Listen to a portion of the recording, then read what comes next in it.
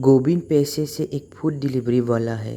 वैसे वो रोज़ रात को 10 बजे तक अपने घर चला जाता था, पर आज सुबह से ही उसका काम कुछ सही नहीं चल रहा था, क्योंकि आज उसे ऑर्डर करने के लिए कुछ ज़्यादा ऑर्डर नहीं मिले थे।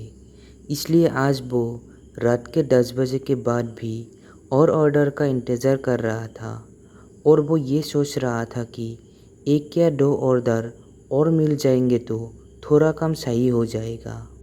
यही सोचकर वो अपनी बाइक पर बैठे बैठे ऑर्डर का इंतज़ार कर रहा था, पर काफ़ी देर तक उसके इंतज़ार करने के बाद भी जब उसको फ़ोन में कोई ऑर्डर नहीं आया तो उसने सोचा कि अब घर ही चला जाता हूँ, क्योंकि लगता है आज कोई ऑर्डर नहीं आएगा।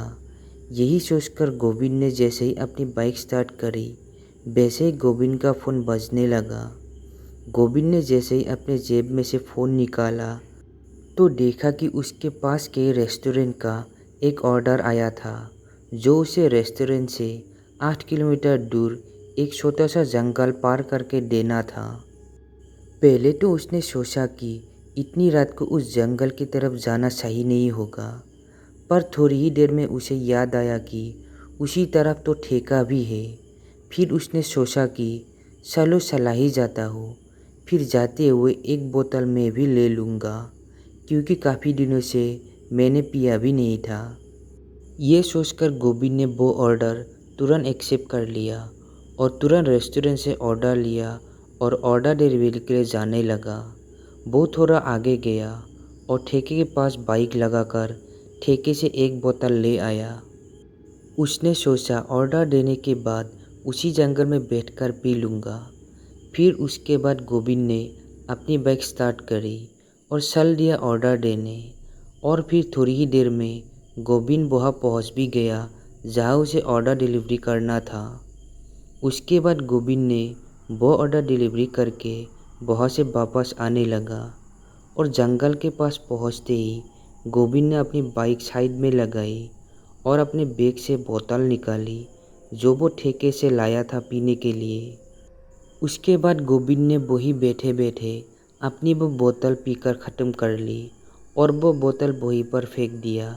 जैसे ही वो जाने के लिए उठा, तभी उसे लगा कि उसके कंधे पर किसी ने पीछे से हाथ रख दिया हो। उसके बाद गोविंद ने जैसे ही तुरंत पीछे मुड़कर देखा तो उसने देखा कि उसके कंधे पर एक बूढ़े आदमी ने हाथ रखा हुआ था।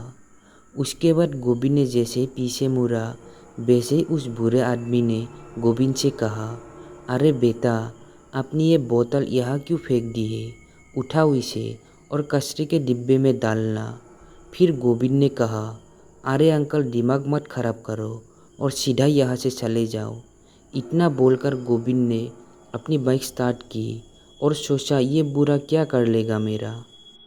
ये सोचकर गोविंद जैसे ही जाने को हुआ, तभी उस बूढ़े आदमी ने गोविंद को पीछे से कहा, बेटा, जब तक तुम ये बोतल यहाँ से नहीं उठा लेते तब तक तुम इस जंगल से बाहर नहीं जा सकते। गोविंद ने जैसे उस बूढ़े आदमी के मुंह से इतना सुना तो उसे गुस्सा आ गया।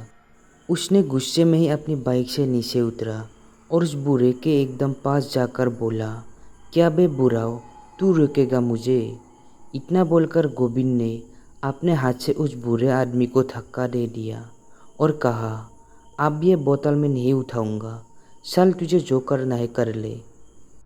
इतना बोलकर गोविंद अपनी बाइक पर बैठा और बाइक स्टार्ट करके वहाँ से जाने लगा। फिर लगभग आधे घंटे के बाद उसने सोचा, अरे ये जंगल ख़त्म क्यों नहीं हो रहा, क्योंकि मुश्किल से 5 मिनट ही वो रोज़ इस जंगल को पार कर लेता था।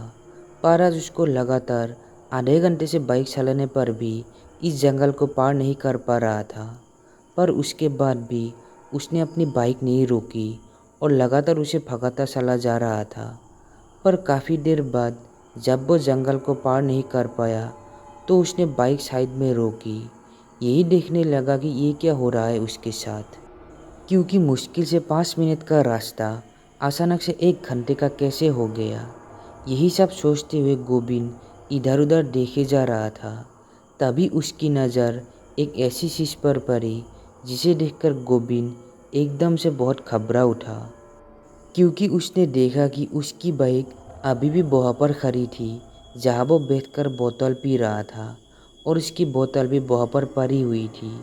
ये देखकर गोविंद को ये समझते देरी नहीं लगी कि उसके साथ ये सब क्या हो रहा है।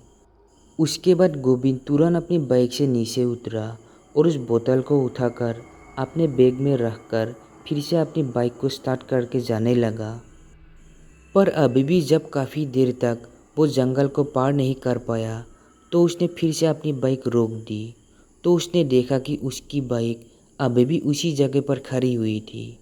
फिर उसके बाद वो तुरंत अपने बाइक से नीचे उतरा और इधर उधर उस बूढ़े आदमी को ढूंढने लगा जिस बूढ़े को उसने धक्का दिया था। और वो ये समझ चुका था कि ये सब उसी की वजह से हो रहा है। पर काफ़ी देर तक उसको ढूंढने के बाद भी जब उसे वो बुरा आदमी नहीं मिला तो वो फिर से अपनी बाइक की तरफ जाने लगा। वो जैसे ही अपनी बाइक के पास पहुंचा तो उसने देखा कि वो बुरा आदमी उसी बाइक के पास ही खड़ा हुआ था। गोविंद ने जैसे उस बूढ़े को देखा तो वो तुरंत भागता हुआ उस बूढ़े के पास गया और उसके पैरों पे गिर के माफ़ी मांगने लगा। फिर उसके बाद गोविंद ने जैसे ही अपना सिर ऊपर करके उस बूढ़े आदमी की तरफ देखा तो अब वो बुरा आदमी वहाँ पर नहीं था। फिर गोविंद ने सोचा शायद क्या पता अब वो यहाँ से जा पाए। यही सोचकर गोविंद ने अपनी बाइक स्टार्ट करी और जाने लगा। फिर लगातार 5 मिनट बाद गोविंद उस जंगल से बाहर आ गया। तो दोस्तों हमारी आज की ये कहानी कैसी लगी कमेंट में ज़रूर बताना। अगर आपके पास भी ऐसी कोई कहानी है जो शेयर करना चाहते हैं डिस्क्रिप्शन बॉक्स में मेरा ईमेल आईडी है तो उस पर शेयर कर सकते हैं।